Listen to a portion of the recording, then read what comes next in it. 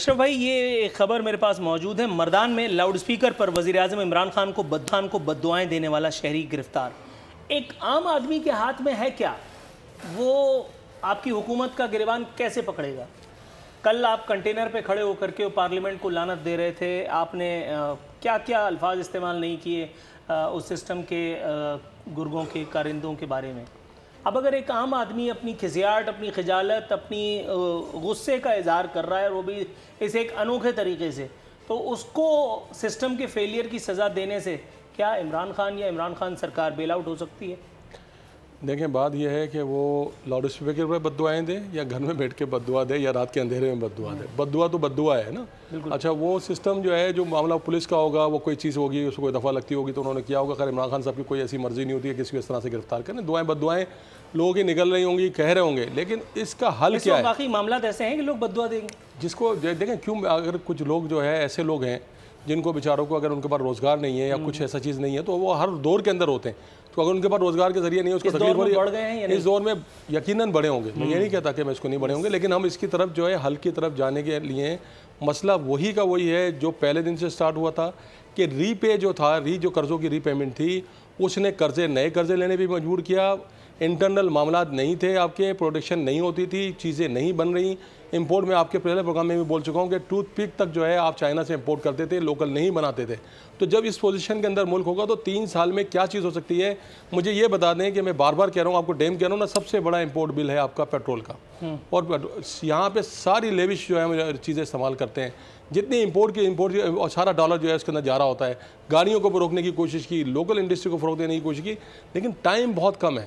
دوسری بات یہ ہے کہ یہ کوئی بھی آ جائے، میں یہ کہتا ہوں کوئی بھی آ جائے، اگر ایوب خان کے دور سے لے کر یہ آج تک میرے پاس اسٹیٹس پڑے ہیں، اگر مہنگائی کو کوئی ایک آدمی روک سکا ہو، ایک آدمی جھولا جھولنے کے بعد اگر آپ آج یہ بات کہہ رہے ہیں کہ کوئی بھی آ جائے معاملات ایسے ہی رہیں گے، تو پھر وہاں کنٹینر پہ کھڑے ہو کے جھوٹ بولنے کی کیا ضرورت ہے؟ نہیں، میں یہ نہیں کہہ رہا۔ وہ بابا پی ٹی آئی کا عطیہ کردہ کنٹینر لے کر کے آپ نے جو چکا جام کیا، کبھی عارف الوی صاحب کراچی میں شارع فیصل بند کراتے پھر رہے تھے، جس کے اجر میں ان کو ایوان صدر بھیج دیا، اور پھر کوئی اور معاملات تھے کہ جس کی آپ سمجھے نا۔ اگر یہی سب کرنا تھا تو میں نواز شریف کو جھیلتا رہتا۔ نہیں، میں یہ کہہ رہا ہوں کہ اس 3 سال کے بعد، اگر آپ یہ کہتے ہیں کہ 3 سال کے عرصے کے بعد، کیونکہ بہت ساری چیزیں ڈیمز کے اوپر چلا گیا، ڈیم بنانے چلے گئے، افتتاح ہو گئے، کام شروع ہو گیا، بہت سارے ایسے ڈیم جو متنازع بھی تھے ان پہ بھی کام شروع ہو گیا، ہائیڈل بجلی کے اوپر کام کرنے کے لیے گئے، لیکن وہ ٹائم لیتے ہیں نا۔ کہ K4 کا ایک منصوبہ تھا کراچی کا، کہ پانی کا، پتہ ہے نا آپ کو K4 کا منصوبہ کب سے شروع ہوا تھا؟ اس کی فیزیبلٹی کا جب بنا کے انہوں نے جب اس کو اپروو کیا ہے، اس کے اندر جو ایک اماؤنٹ ہوتا ہے جو شروع میں ایڈوانس مل جاتا ہے، جس کو موبلائزیشن کہتے ہیں۔ موبلائزیشن اماؤنٹ لینے کے بعد اس جگہ زمین ہی نہیں لی گئی تھی، جب بار بار زمین کے اندر پرابلم آ رہی تھی۔ وہ منصوبہ جو 2 سال میں بننا تھا، آج 4 سال کے اندر مکمل ہو رہا ہے، کیونکہ جو پلاننگ کی تھی انہوں نے اور جو منصوبہ بنایا تھا اس کے اوپر تو گئے ہی نہیں۔ گرین لائن کا منصوبے کا افتتاح جو ہے آپ کو پتا ہے 1 سال ہو گیا روٹ کو بنائی ہوئے ہمیں۔ میں یہ کہہ رہا ہوں کہ بہت ساری چیزیں، میں بات پھیلے گی تو کوئی بھی، آپ نے کہا کہ 3 سال کے اندر جو ہے اگر یہی کرنا تھا، تو میں کہہ رہا ہوں یہ دوسرے جو آئیں گے نا، کیونکہ بیسک نہیں بنی تھی، عوام کو طور پہ بات کے لیے تیار ہو گئے نا کہ اب دوسرے آ رہے ہیں۔ نہیں، میں نے اس بات کے لیے کوئی تیار نہیں، کوئی نہیں آ رہا، کوئی نہیں آ رہا، اور نہ میں یہ کہتا ہوں کہ کوئی آ سکتا ہے، کیونکہ اس وقت جو سچویشن ہے اس کے اندر جو معاملات ہیں وہ عمران خان صاحب کے علاوہ کوئی اور حل کر نہیں سکتا۔ میری تو ابھی بھی یہ امید ہے، نہیں، میری ابھی بھی یہ امید ہے، کیونکہ ہر بات پہ ان کو ایک ہی وہ ہے، ان کا نعرہ کہ گھبرانا نہیں ہے اور سکون قبر میں۔ نہیں، وہ تو انہوں نے پہلے جب یہ جدوجہد کرتے ہوئے آ رہے تھے اور کنٹینر پہ بھی بولتے تھے، تو یہ بھی بولتے تھے کہ اس کو تھوڑا ٹائم لگے گا۔ اقتدار کے حصول کی جنگ کو جدوجہد کے نام نہیں، اقتدار کے حصول کی جنگ نہیں تھی۔ مشرف نے آفر کی تھی، اگر اقتدار ہوتا تو میں پہلے لے چکے ہوتے۔ وہ اس اقتدار میں اور اس اقتدار میں فرق ہے نا۔ اچھا، شاہدہ رحمانی صاحبہ، میڈم آپ مجھے سن رہی ہیں؟ میڈم شاہدہ رحمانی صاحبہ آپ میرے ساتھ؟ جی بالکل، آپ کی آواز آ رہی ہے۔ رائٹ میڈم، سوال میرا یہ ہے کہ ملک میں مہنگائی کی شرح 14.48% پر پہنچ گئی ہے، اور یہ جمہوریت دشمن انکشاف کرنے والا خود ایک حکومتی ادارہ شماریات ہے۔ لکھا ہے کہ ایک ہفتے کے دوران چینی، دودھ، دہی، چاول سمیت 29 اشیاء ضروریہ مہنگی ہو گئیں۔ کیا فرمائیں گی؟ دیکھیں عارفین، میں نے اس سے پہلے بھی عرض کیا تھا کہ یہ عمران خان صاحب نے تو تمام چیزوں کی تشریح کر کے بتائی تھی کہ اگر پیٹرول کی قیمتیں بڑھتی ہیں تو آٹومیٹک ہر چیز پر مہنگائی بڑھ جاتی ہے، اور مہنگائی کر کے حکومت کرنا کوئی کمال نہیں ہے. اصل چیز ہے کہ آپ کے پاس ماہرین کی ٹیم ہوگی. ہم اتنا پیٹرول نکال لیں گے, ہم اتنے 200 ارب روپے باہر سے لے کے آئیں گے, جو جھوٹ بولا تھا.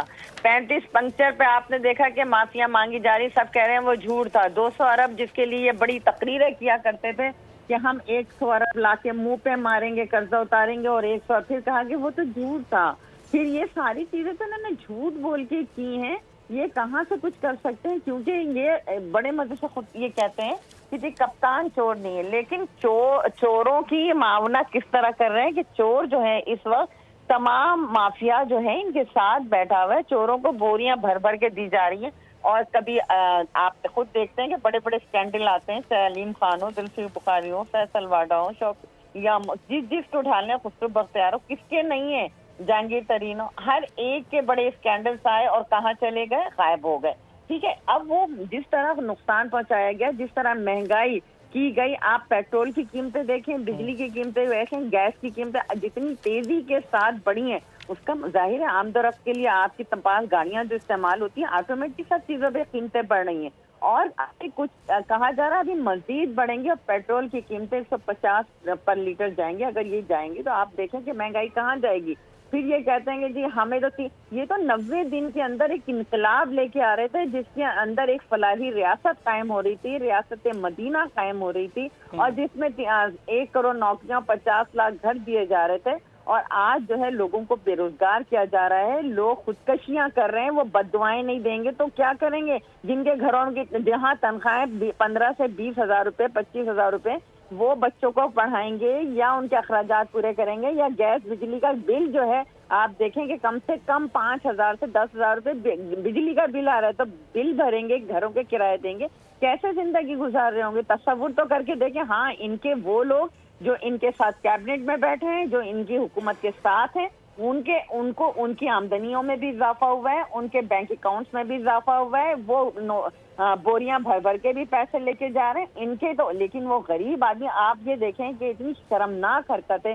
جو گورنر اسٹیٹ بینک ہے, یہ ہیں کون, کہاں سے آئے, اور ان کو عوام کی ذرا سا بھی, ان کو پاکستان کے عوام کا خیال نہیں آیا کہ وہ کہتے ہیں کہ جو روپی کی قیمت گرنے سے اوورسیز پاکستانیوں کا فائدہ ہو رہا ہے. آپ یہ سوچیں کہ آپ 20 کروڑ عوام کو چھوڑ کے آپ جو ہے بات کر رہے ہیں وہ 90,000 پاکستانیوں کی یا 9 لاکھ پاکستانیوں کی جو بیرون ملک بیٹھے ہوئے ہیں.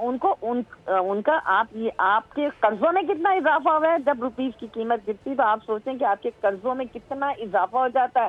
آپ پچھلی حکومتوں کو کہہ رہے ہیں آپ نے سب سے زیادہ اس سال میں 3 سالوں میں قرضہ لیا گیا. آپ اتارنے کی بات کرتے ہیں, آپ نے تو قرضوں کو وہ پہنچا دیا کہ جو اس سے پہلے اس کے ریکارڈ نہیں ملتا تھا. تو یہ وہ ان کی نااہلی ہے, نااہل حکومت ہے. ہر چیز پہ انہوں نے صرف واویلا کیا, جھوٹ بولا, اور یہی وجہ ہے کہ آج مہنگائی جو ہے تاریخ کی بلند ترین سطح پہ, اور لوگوں کی چیخیں واقعی انہوں نے نکلوا دی. لیکن یہ اس الزام کو مسترد فرمایا ہے حکومتی وزراء نے, آپ کے اس الزام کی تردید فرما دی ہے. تھوڑا سا توقف کی استدعا کے ساتھ میں قیصر احمد شیخ صاحب کے پاس جاؤں گا. قیصر احمد شیخ صاحب, سر بالکل پرٹیکولر سوال ہے, اس میں کوئی شک نہیں کہ عوام اس وقت تاریخ میں سب سے زیادہ مہنگائی جو ہے اس کو جھیل رہی ہے.